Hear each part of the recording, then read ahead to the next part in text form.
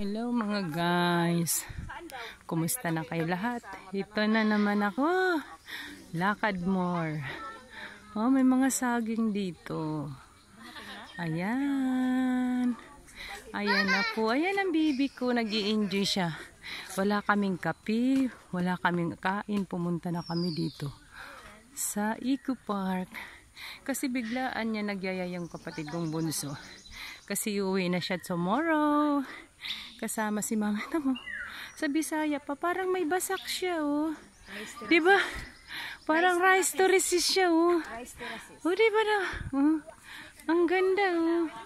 Tapos may nagbadminton, oh, wow, sa baba, ayan, oh, wow. Ang ganda tulog, oh. Ay, yung taga Maynila dyan, kung gusto nyong yung feeling nyo ay nasa probinsya kayo, punta lang kayo dito sa Eco Park. Wala siyang entrance fee, pamasahe lang. Ito ang bibi ko. Ayan, enjoy mga sister kong tatlo. Ay, bye bye, ang ganda talaga. Ay, enjoy ako, parang nasa probinsya lang. Bye bye.